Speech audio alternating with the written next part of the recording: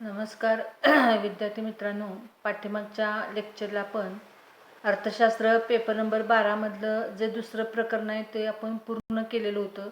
आजच्या लेक्चरला आपण प्रकरण 3 मधला जो पहिला तिसरं प्रकरण आहे अपूर्ण किंवा मक्तेदारी युक्त स्पर्धा, इथं मक्तेदारी युक्त हा भाग राहिलेला आहे.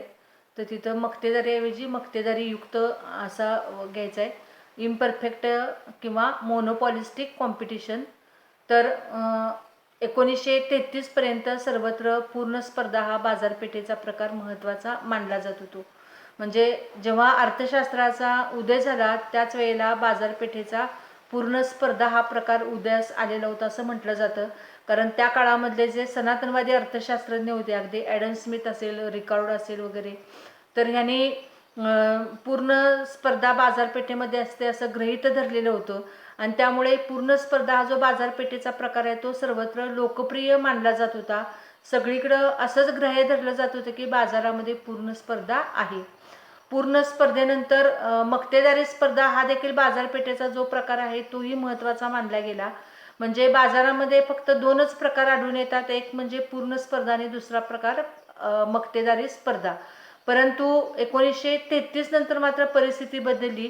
1933 पर्यंत हे प्रकार लोकप्रिय मानले जात होते, कारण हे सनातनवादी अर्थशास्त्रज्ञांनी मांडलेली गृहीत होती प्रकार होते. 1929 मध्ये महामंदीला सुरुवात झाली आणि महामंदीची जर आपण परिस्थिती पाहिली तर महामंदीच्या काळामध्ये सर्वत्र वस्तूंच्या किमती घसरल्या, सगळीकडं बेकार निर्माण झालेली होती. आणि या महामंदीच्या पार्श्वभूमीवरती केन्सनं रोजगाराचा सर्वसामान्य सिद्धांत, व्याज आणि पैसा नावाचा सिद्धांत मांडलेला होता. 1933 पर्यंत ही महामंदी टिकून राहिलेली होती. आणि या महामंदीच्या काळामध्ये सनातनवाद्यांची दोन्ही गृहीत पाठीमागं पडले. एक म्हणजे बाजारामध्ये पूर्ण स्पर्धा असते आणि अर्थव्यवस्थेमध्ये पूर्ण रोजगार असतो, ही दोन्ही गृहीत पाठीमागं पडलेली होती.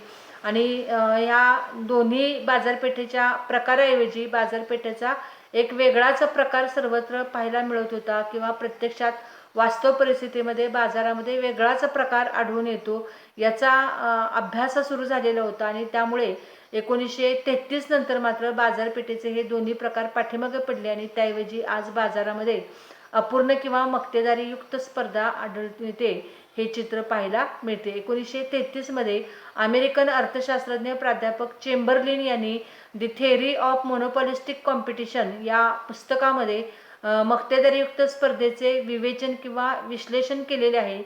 तर त्याचवेळी ब्रिटिश अर्थशास्त्रज्ञ मिसेस जोन रॉबिन्सन यांनी इकॉनॉमिक्स ऑफ इनपरफेक्ट कॉम्पिटिशन या पुस्तकात अपूर्ण स्पर्धेचे किंवा अपूर्ण बाजारपेठेचे विश्लेषण किंवा विवेचन केलेले आहे. म्हणजे आज आपल्याला बाजारामध्ये सगळीकडे अपूर्ण किंवा मक्तेदारीयुक्त स्पर्धा हा प्रकार वास्तवामध्ये पाहायला मिळतो. तर प्राध्यापक चेंबरलिन आणि मिसेस जोन रॉबिन्सन ह्यांनी ह्या बाजारपेठेंचे दोन प्रकार सांगितलेले होते. मक्तेदारीयुक्त स्पर्धेची जी संकल्पना आहे ती सर्वप्रथम प्राध्यापक चेंबरलिन यांनी मांडलेली होती आणि रॉबिन्सन यांनी अपूर्ण स्पर्धेची संकल्पना मांडलेली होती.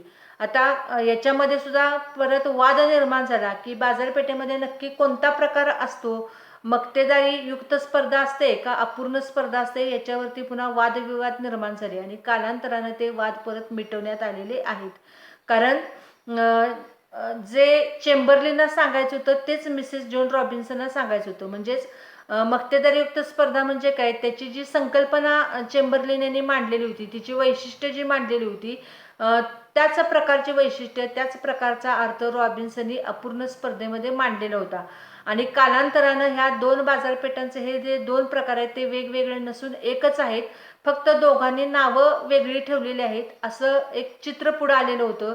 आणि तेव्हापासून ह्या बाजारपेठेंचे हे दोन वेगवेगळे प्रकार नसून ते एकच आहेत आणि त्याला नाव मात्र अपूर्ण किंवा मक्तेदारी युक्त स्पर्धा असं म्हटलं गेलेलं आहे. आणि त्यामुळे इथं ऑब्जेक्टिव्हचा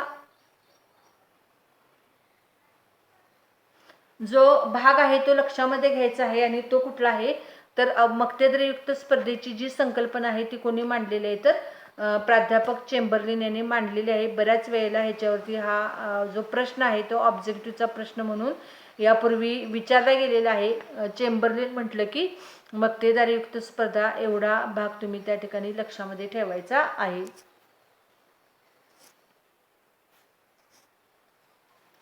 त्यानंतर मक्तेदारीची व्याख्या प्राध्यापक चेंबरलिन यांनी मक्तेदारीची व्याख्या केलेली आहे. ज्या बाजारपेठेत मक्तेदारी व पूर्ण स्पर्धेची वैशिष्ट्ये एकत्रितपणे आढळून येतात त्यास मक्तेदारी बाजारपेठ असे म्हणतात. म्हणजेच थोडक्यात काय तर मक्तेदारीयुक्त बाजारपेठ म्हणजे मक्तेदारी आणि पूर्ण स्पर्धा या दोहोंचं मिश्रण असलेली बाजारपेठ होय. तर इथंही मक्तेदारी युक्त हा शब्द वाचायचा आहे. युक्त हा शब्द त्या ठिकाणी राहिलेला आहे चेंबरलिनच्या व्याख्येमध्ये. तर त्याला मक्तेदारी म्हणजे मक्तेदारीयुक्त बाजारपेठेमध्ये पूर्ण स्पर्धेची काही वैशिष्ट्ये आढळून येतात तर मक्तेदारी स्पर्धेची देखील काही वैशिष्ट्ये आढळून येतात. तर असा बाजार म्हणजे मक्तेदारीयुक्त बाजार स्पर्धा होय. त्यानंतर प्राध्यापक हॅवमन यांनी केलेली व्याख्या आहे ती अशी आहे की एकमेकांना पर्यायी असणाऱ्या एकसारख्या दिसणाऱ्या परंतु प्रत्यक्षात एक नसणाऱ्या वस्तूंचे उत्पादन करणारी बाजारपेठ म्हणजे मक्तेदारी युक्त किंवा अपूर्ण स्पर्धा होय. आता या ठिकाणी मक्तेदारीयुक्त बाजारपेठेमध्ये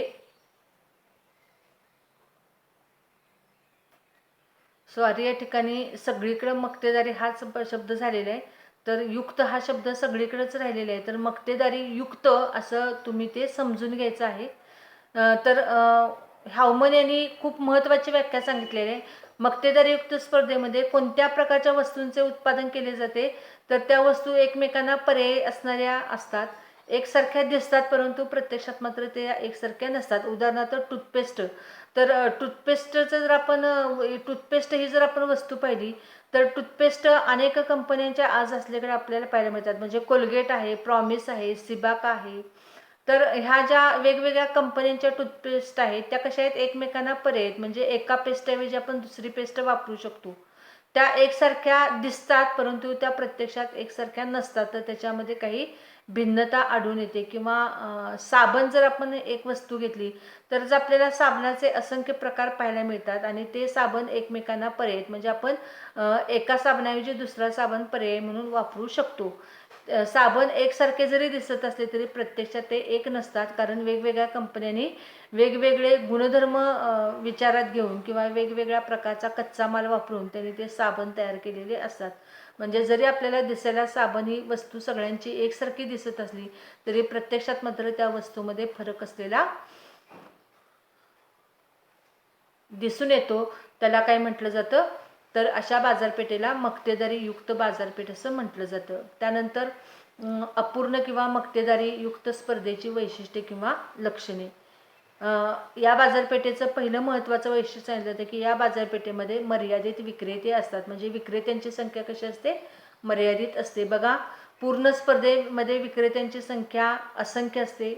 मक्तेदारी बाजारपेठेमध्ये विक्रेत्याची संख्या एकच असते तर मक्तेदारी युक्त बाजारपेठेमध्ये विक्रेत्यांची संख्या ही मर्यादित असते. म्हणजे ती पूर्ण स्पर्धेप्रमाणे असंख्य असत नाही तर मक्तेदारीप्रमाणे ती एकच असत नाही तर मर्यादित विक्रेते म्हणजे एखाद्या वस्तूचे उत्पादन करणारे जे उत्पादक आहेत जे विक्रेते आहेत ते आपल्याला सहजपणे मोजता येतात. हाताच्या बोटावरती मोजता येणारे हे विक्रेते असतात. म्हणजे साधारणपणे 5, 10, 15, 20 ह्या पटीमध्ये ते विक्रेते असतात म्हणून त्याला मर्यादित विक्रेते असं म्हटलं जातं.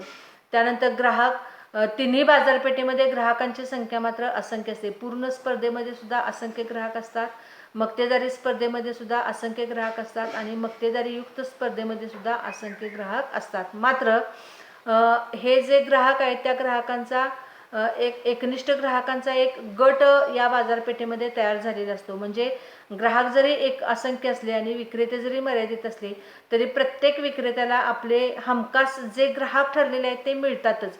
कारण एकनिष्ठ ग्राहक याचा अर्थ आपण एखाद्या विक्रेत्याबाबत एखाद्या उत्पादकाबाबत एखाद्या वस्तूबाबत आपण इतकं एकनिष्ठ राहतो की ती वस्तू सोडून ते दुकान सोडून ती कंपनी सोडून आपल्याला इतर कोणत्याही वस्तू आवडत नाहीत. म्हणजे घेतली तर त्याच कंपनीची त्याच ब्रँडची वस्तू खरेदी करायची त्याच दुकानातून खरेदी करायची त्याच विक्रेत्याकडून खरेदी करायची ही एक प्रकारची निष्ठा आपल्या मनामध्ये तयार झालेली असते.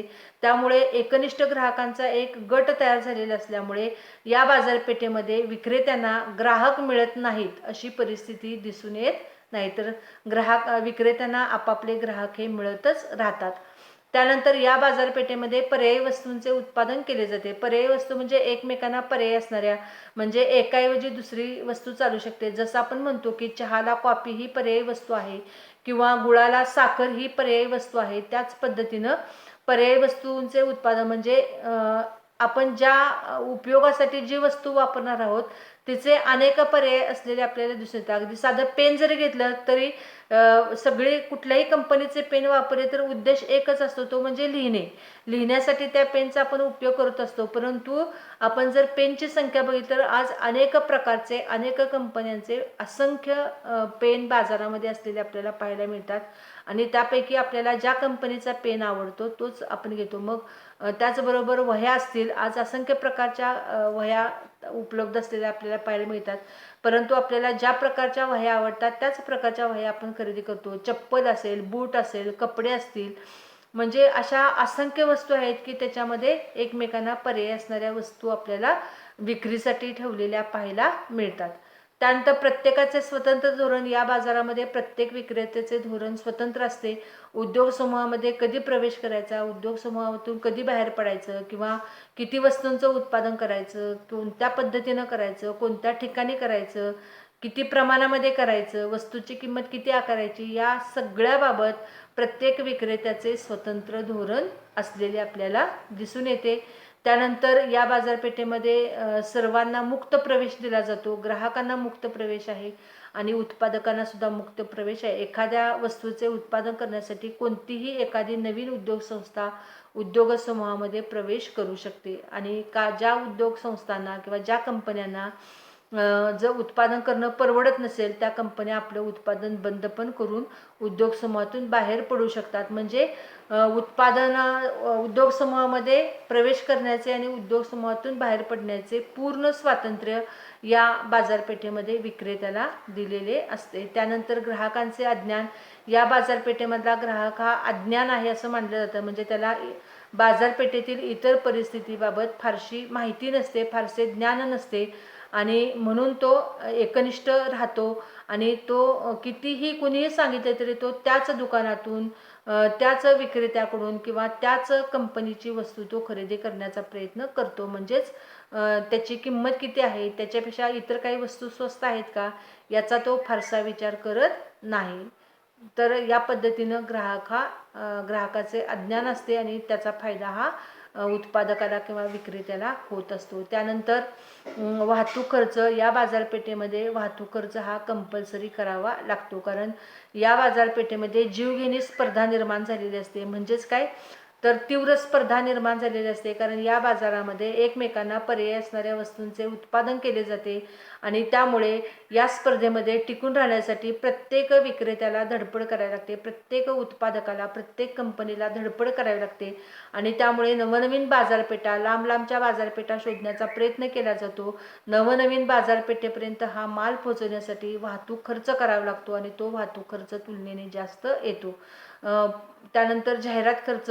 या बाजारपेठेमध्ये जाहिरात खर्च हा देखील प्रचंड प्रमाणामध्ये करावा लागतो, कारण एक प्रकारची तीव्र स्पर्धा निर्माण झालेली असते आणि या स्पर्धेमध्ये टिकून राहण्यासाठी प्रत्येक उत्पादक आपल्या वस्तू इतरांपेक्षा वेगळे आहे हे दाखवण्याचा प्रयत्न करीत असतो आणि त्यामुळे इथं जाहिरात खर्च देखील मोठ्या प्रमाणात केला जातो, कारण जाहिरात खर्च केल्याशिवाय